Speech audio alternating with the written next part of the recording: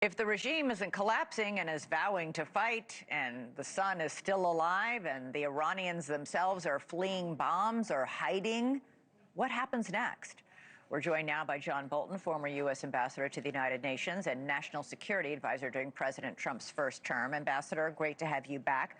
What did you make of this new message, ostensibly from the new Ayatollah, swearing vengeance, threatening violence, and saying publicly it wasn't just his father, but his wife, his mother, and his brother-in-law who were all killed by U.S.-Israeli strikes?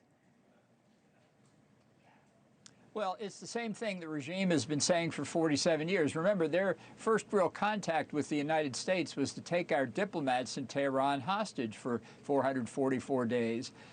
This is a barbaric regime, and the three supreme leaders are indistinguishable in that. I think it's really questionable whether the supreme leader wrote that statement, blessed that statement, or even knew they were issuing it. I mean, there are a lot of conflicting stories. We honestly don't know.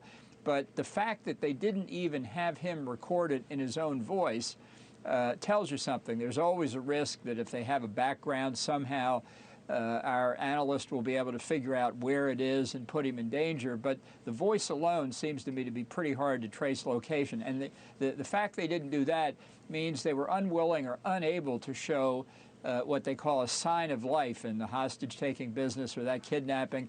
You want a sign of life that the person purportedly giving the message, in fact, is alive. And there isn't any proof in that statement. Yeah, there isn't. And remember, this is his very first statement as the new Ayatollah in decades, the first new leader in decades. It would be important to be seen and heard.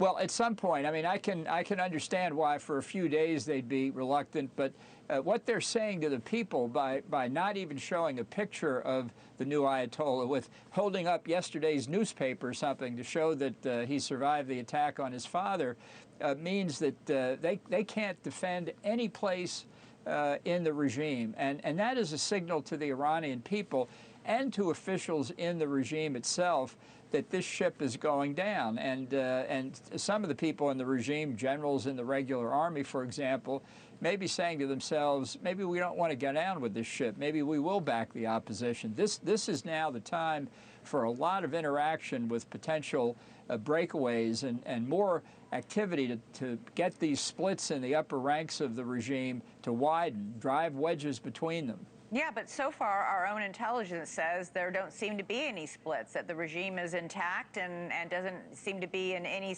there's no sign that it's going to crumble anytime soon.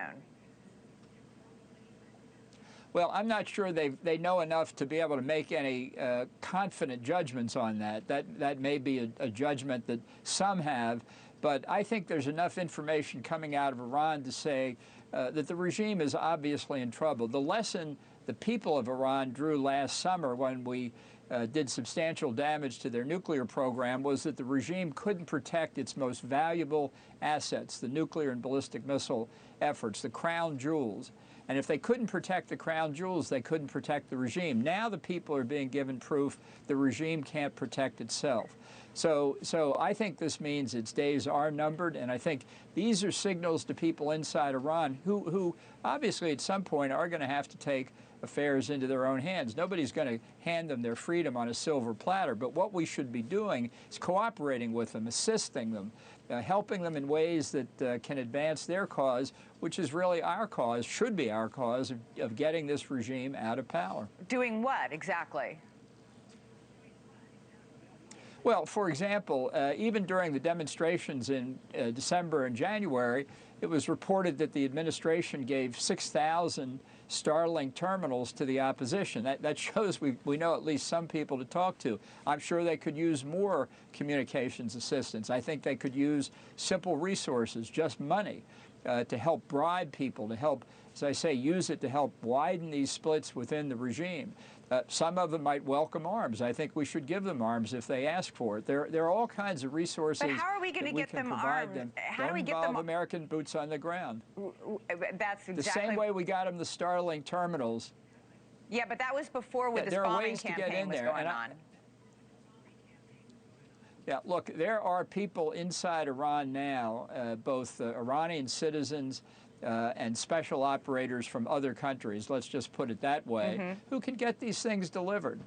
You know, the Revolutionary Guard's looking out for a lot of things right now, mostly their own safety.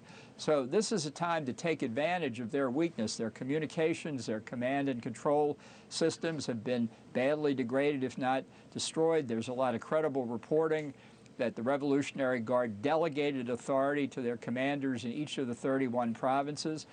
So they may not be able to coordinate themselves effectively nationwide.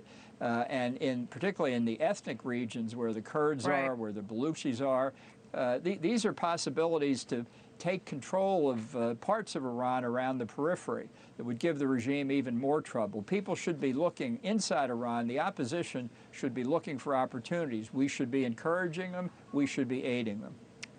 Ambassador John Bolton, appreciate you coming on. Thank you so much. Thank you for watching. Subscribe below and download our NewsNation app right now on your phone, and you will get fact-based, unbiased news for all Americans.